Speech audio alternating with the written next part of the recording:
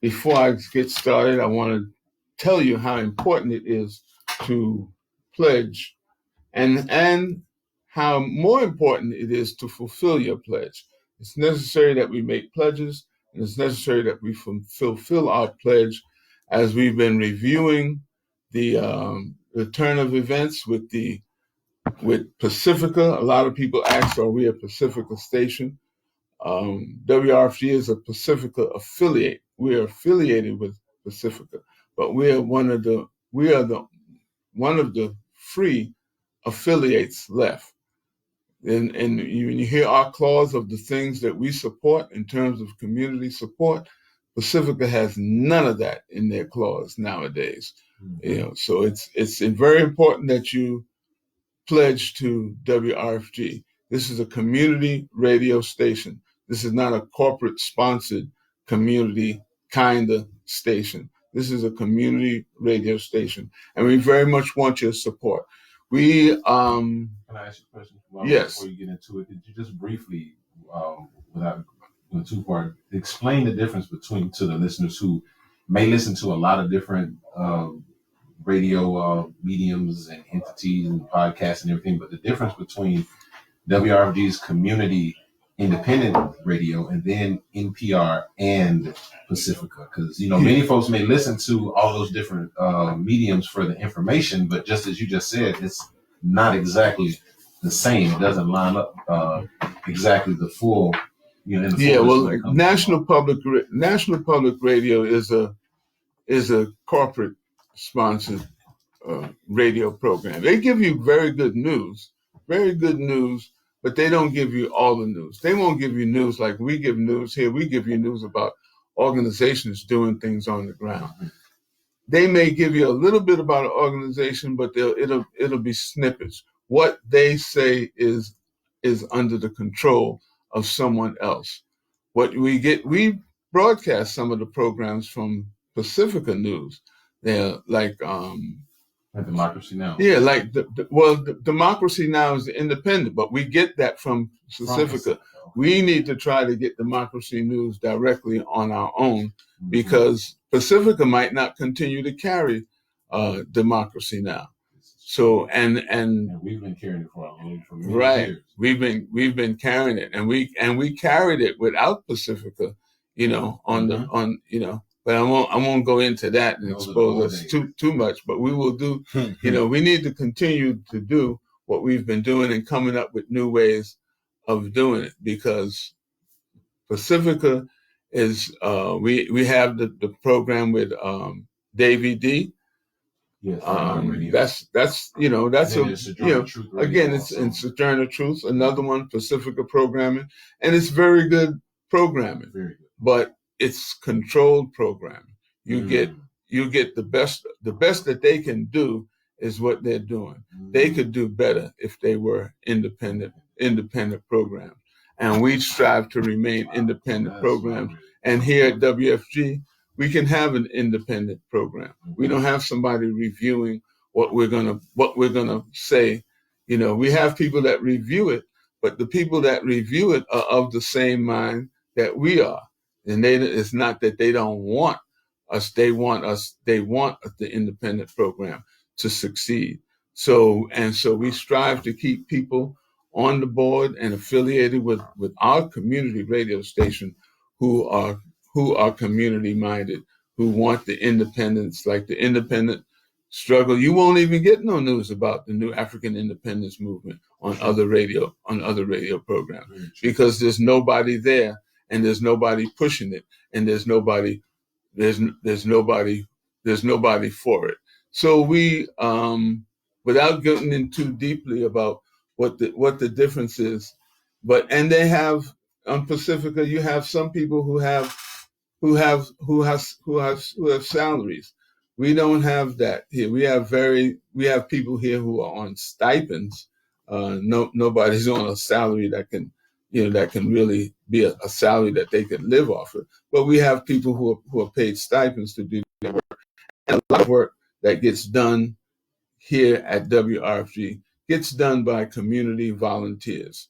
And if you like like right now during this so-called crisis, who wipes down, who sprays who sprays the station, who wipes down the knobs, who cleans out the bathroom, who sprays the knobs in the bathroom with Lysol. Community volunteers do all that, and if you have paid people doing that, the people who are paying them will also control what goes on over the air, and we don't want that. We want to control what we bring to the air, as well as the music. The people who play the music bring to the play on the air the music that they like, the music that they and their friends like, and the music that we find people enjoying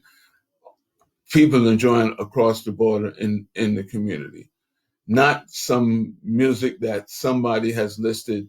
You can play this song, you can play this song, but don't play that song, don't play that song.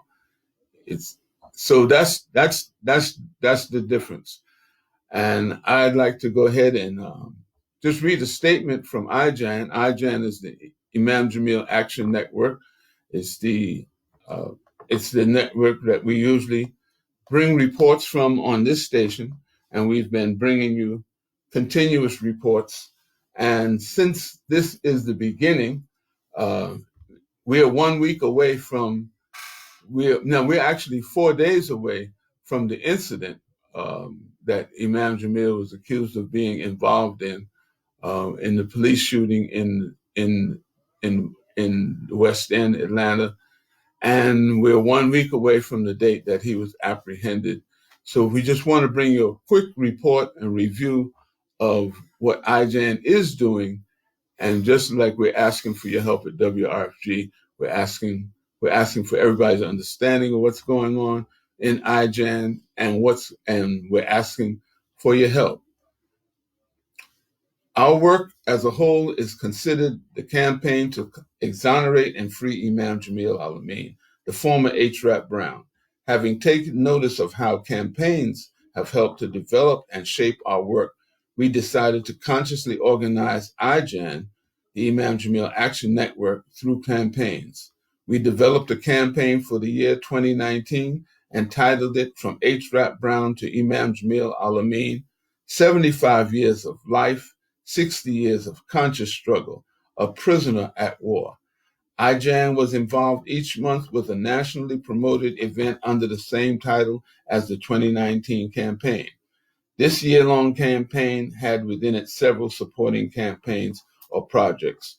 During Black August, IJAN engaged in a week-long media campaign which collected and committed at least 75 eager participants and the embryo of a network that includes radio, TV, internet radio, TV, blog reports, newspapers. Also during Black August, IJAN has been involved in the Black Family Reunion and Arts Cultural Weekend, annually held in Pittsburgh. This is an annual event that highlights and honors the work of Imam Jamil around the organizing, youth, and street organizations. The culminating activity of the year was the two-day symposium titled Relearning H. Rap Brown.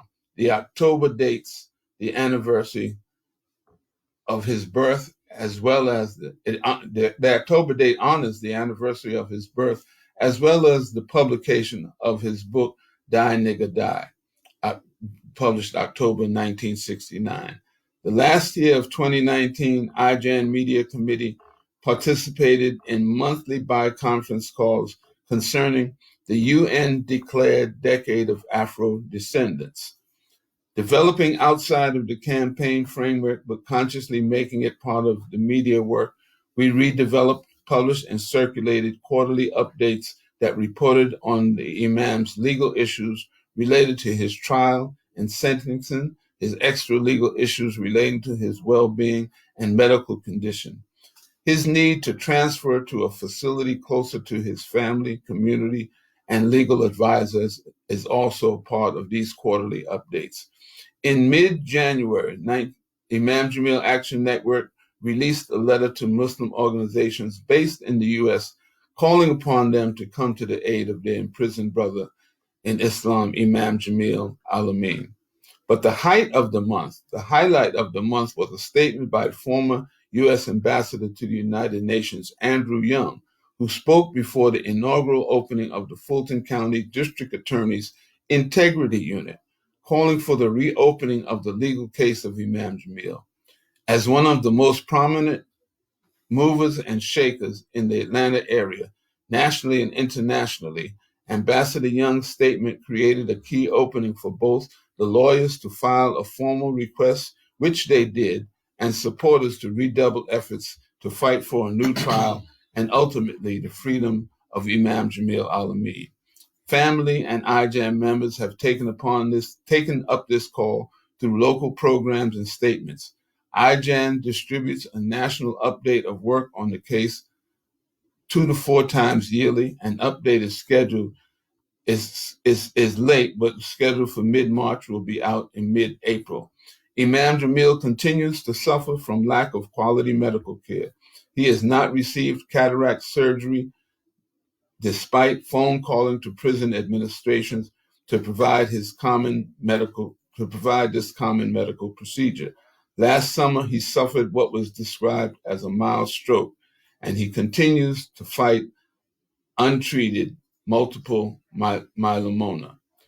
On the legal front, Imam Jamil's family continues to retain the same attorneys, the Kilpatrick firm.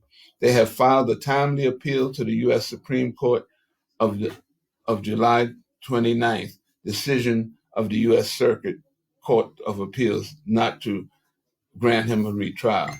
The state of Georgia has answered our attorneys, and our attorneys are preparing an answer to that.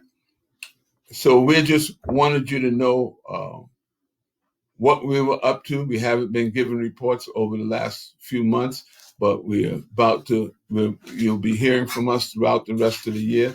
And this is the framework from which we are operating. Yes, and you can please go to the website on Facebook. That's Facebook.com/Imam Jamil Action Network.org.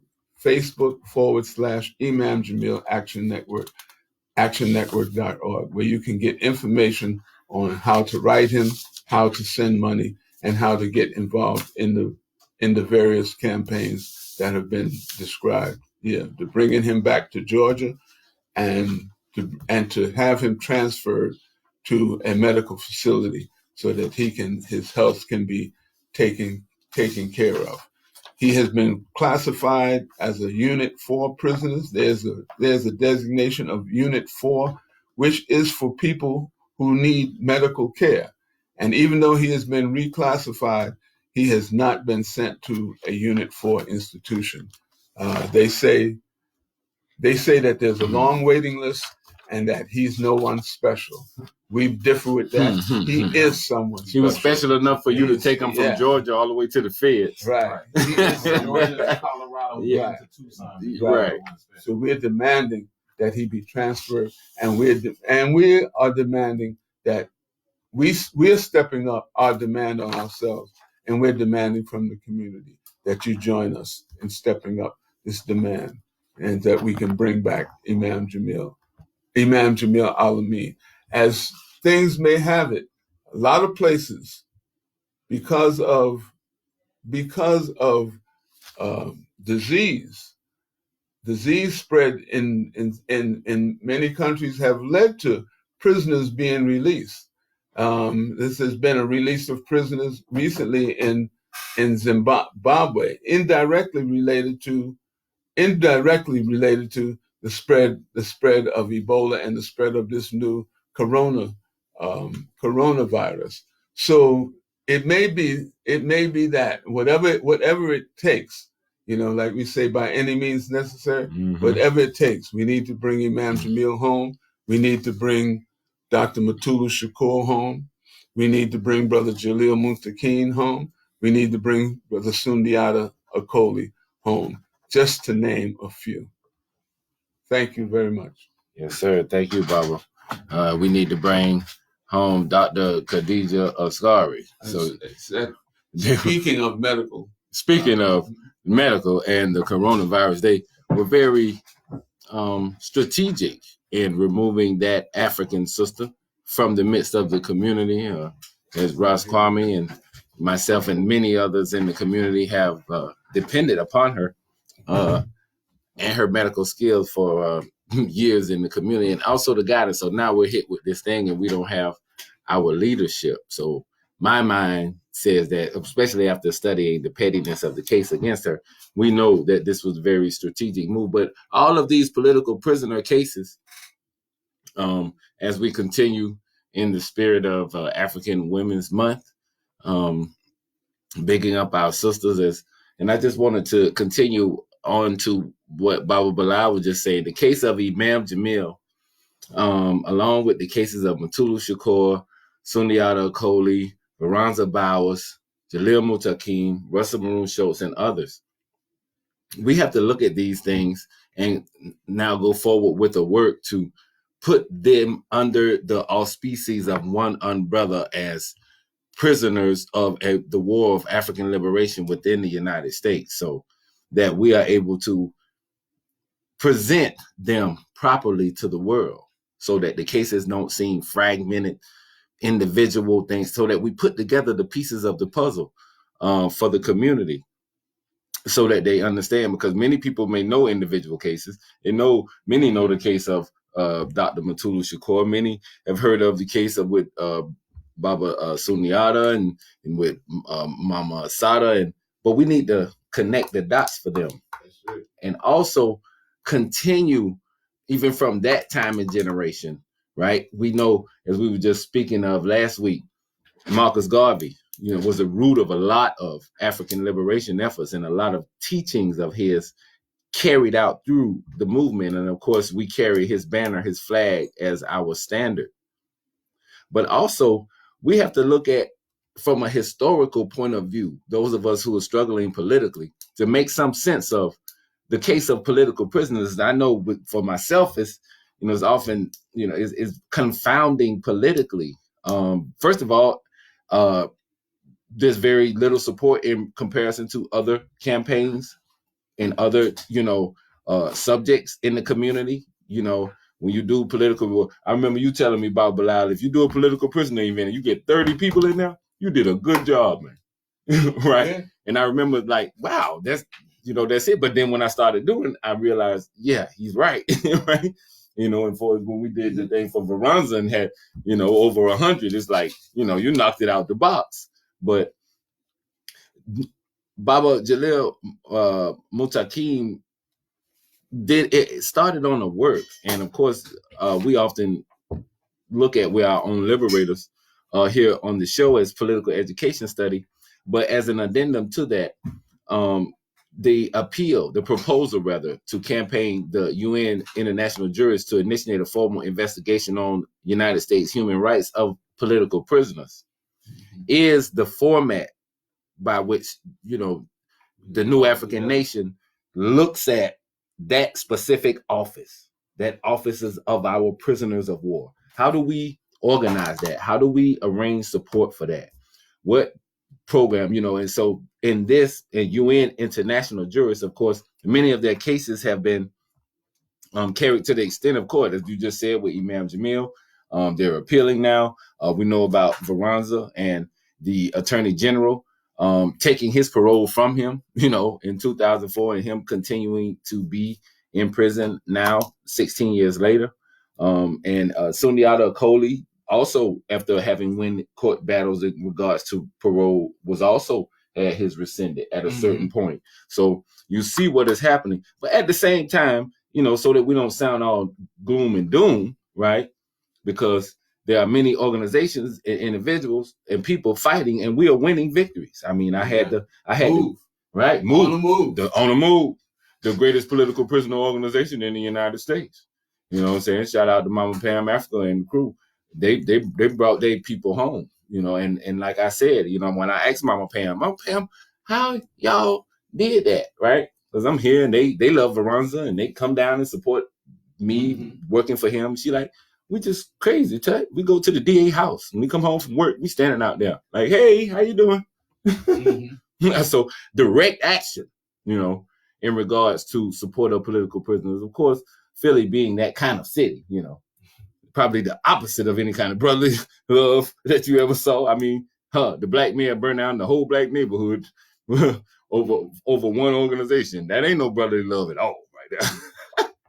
No good. Yeah. There, but many other victories. I had the great honor last year of seeing and meeting Oscar Lopez Rivera of the Puerto Rican Independentista movement. We got Baba Robert Seth Hayes home, and he was able to enjoy some time in the arms of the community before he just recently transitioned, and others. And we're still in the fight, of course. Here where we are in Atlanta, it's like a epicenter of things. You know, we have the case of Imam Jamil. We had the case of Kamal Siddiqui. Of course, a lot of organizing around the case of Mutulu Shakur. Here with Malcolm X Grassroots and other organizations. And so, and Dr. Ascari, you know, also here, a political prisoner of this community. And salute to Baba Sekou Odinga. And salute to Baba Sekou Odinga, who's in town now enjoying the community. I was trying to get him on here, but of course everybody's going to be grabbing for Baba Sekou. I'll be glad to just see him and give him a dap hug. You know what I mean? But shout out to Sekou Odinga, the great liberator. Our great. Okay, I asked him the last time. I said, "Can I say that was the case? What it was for the liberation of Auntie Asada?" He said, "Well, of course, my brother." So of course, Baba Sekou. Being a part of that legend, you know, the Black Liberation Army and comrades and supporters, they never tell you that's them. They won't say, like, you could know it and you could read it in a book, you could have it right there on your phone, like, this ain't you, this your name right here. But they were like, yeah, that's what they said. I mean, because you never lose that warrior spirit, and that's probably one of the most important things that I often wonder, even like being in prison with Veranza and seeing his spirit and how he just has energy every day. He go and walk the track and he give meditation classes and, you know, does all that he does. It's out of that commitment, that continued commitment to struggle that says, okay, I'm in this position. I just got to work from here, you know, this is what it is, you know. But of course, there needs to be reciprocation of those particular actions, and not only on the local and state and national level, but also internationally. So, Jalil, and this proposal, they were interviewed. Of course, some of the comrades were interviewed by the international jurists quite a while ago, like 30 years ago, 40 years ago now. Yeah. So, and they're still in prison. So we need to reinvigorate that type of spirit, call together some of our legal minds, and more importantly, our on-the-ground grassroots political activists, so that we begin to start to shake the trees, shake the roots, you know. And we have had momentum over the last few years in regards to prison abolition movements, the great national and now international prison work strike that started actually here in Georgia in 2012. And that, you know, now you can read it in the newspaper and start to see people divesting from out of prisons because, you know, in certain locales, those corporations that under the direction of the National Prison Work Strike Network refused to work and they lost money. And some of them were very high-tech items. Like in Cali, you had brothers and sisters making computer chips for Silicon Valley. You know what I mean? So their system depends very majorly on prisons. We often don't look at it that way. I mean, but when you do it in-depth analysis and research of the products, the military, its uniforms, the MREs are packed by prisoners in federal prison. That's what they do. They use the prisons on the federal level to do labor for their military. That's how they get down with it, right? So, okay, we keep all this in-house. We need to make money, need to keep this war machine going. So we take these prisoners and, man, the mind of these people. But if you will remember, UN Rapporteur Juan Mendez. Juan Mendez also came here to the United States with the High Commission of Human Rights. to study. They particularly went to that one in Alabama, which I wanted to say something about, particularly in regards to it being African Women's Month. Tutwiler Prison in Alabama. We've discussed it before. I think it's been a while, but I know I've mentioned it before because that's where the UN High Special Rapporteur went to. And I mean his analysis of it, I remember. It said exactly what it was. He said exactly what it was. It was a direct violation of the human rights of those women in that prison. And based upon just the history of the filing of those former inmates and those who are in there, just off of one aspect, sexual abuse inside of prison. Something that, I mean, to the scale, we know that goes on, but to the scale and degree at Tutwiler, it's just almost unimaginable. I mean, and this prison, it's a big complex. It has a quarter for HIV positive women. And then they even have connected to it another aspect where the children can come for a while during the day. It's a very big complex, and they have a lot of guards working there. And of course, we know the Correctional Officers Union is bigger than the Police Force Union of the United States. They got more people because that's how many prisoners it is to be guarded. And they hold very, very, very, even in Georgia, in the legislature here, working in regards to Imam Jamil. You know what I mean? And I remember another time working with the comrades on Dr. York's case. Of course, he was a federal jurisdiction, but those power positions within the system, those correction officer unions, they have absolute power. No one will go against them. It's just like, you got to go around it. Nope, I don't care. They killed your people in there. All right, you got to let them handle that. You got to go through them. That's up under the governor. So that's how you have these separation of powers. But in regards to Tutwiler, the continued, I mean, now it's pretty much been defined as the worst women's prison in the United States, and named after a woman. When you study her, you do the research, you're like, oh my God, now I know why. It's a eugenics lady, Julia Tutwiler. Right?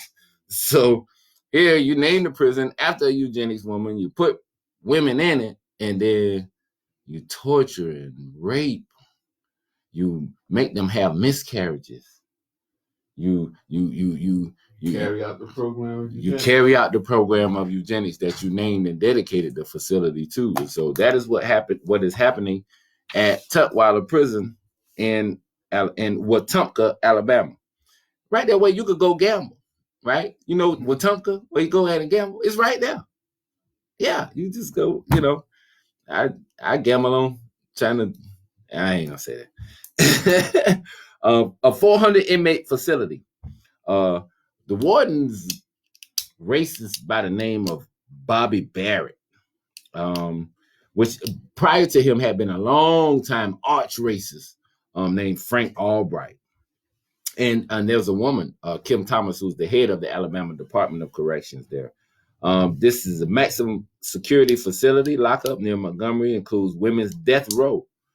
For decades, also included a special segregation unit for the quarantine of female prisoners with HIV under a policy that echoed both the pre-civil rights era South and the AIDS panic of the 1980s. Women prisoners who tested positive in Alabama were quarantined from general prison population and barred from most work, education, rehab, and mental health treatment programs.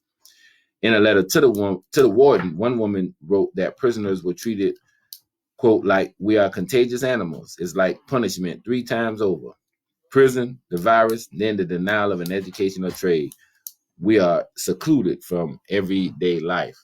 And so this prison here, 2 hours, about two and a half hours away from here. Also, several Tutwiler prisoners have become pregnant after being raped by guards. You got women in prison with other women, and they pregnant after they done been there past 9 months, and nobody is questioning how this is occurring, right? And so you have this abject, direct, abuse of course, in prison, the majority of African women in Alabama, the Black Belt, New Africa. And this place, one of the most deplorable institutions ever created in this hellhole we call the United States, right here in the South, right 2.5 hours from where we sit right now. And so this guy and Bobby Barrett, we've had look, we done called the whole dang on UN down here, right? And they went to that prison. Yeah. So, speaking of like Mama Pam say, maybe they need to just come home from work and just see us out there at their driveway like, hey, how you doing? Of course, there are comrades on the ground there. The prison movement there in Montgomery, Alabama is very live. I was with the comrades last year before last, 2018, in South Carolina. The South Carolina, the Free South Carolina movement, I Am We Prison Advocacy Network, Lawyers for Justice, and several other formations that were part of this network to carry out this nationwide and international prison work strike. The comrades were there then, and of course they spoke about that. So we need to get organized once again around that effort. And so maybe I need to hit the comrades up down there and see what's going on. But back to, of course, continuing African Women's Month. I was reading some stuff. I was doing some research, and I actually came across an article when I got to the bottom of that article, by what AK had wrote of the role of African women in the freedom movement. Just as we said with these other things, you have to learn to connect the dots, study the history, so you take it back. And that's how you are able to really appreciate it. And if at some point you wanted to say something about Bilal, you could. Of course, many people know of Queen Mother Moore and her struggle for reparations.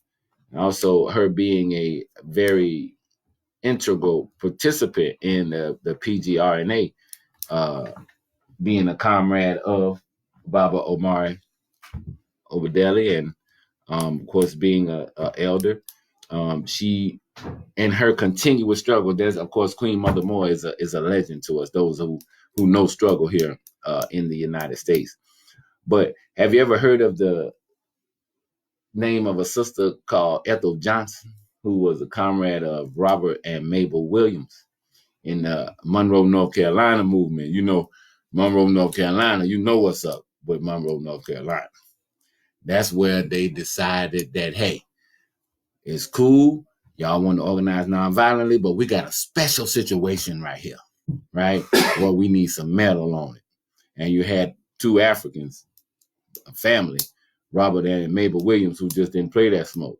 And Sister Mabel was, I said, just as rough as Brother Robert, Sheriff come to the door looking for Robert, Mabel answered the door.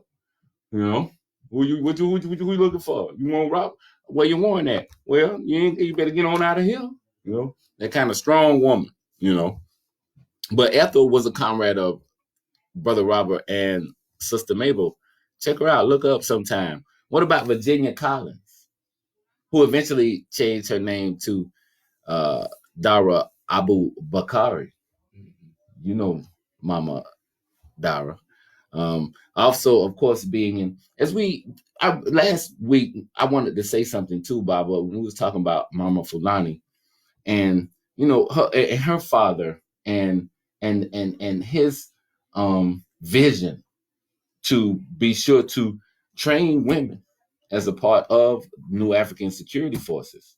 Mm-hmm. And that Mama Fulani, of course, retaining that training and of course at point leading those forces, and now that still being a viable and existing, military organization now within the United States. Also, I just wanted to say that because I thought of it after the show yesterday in regards to it.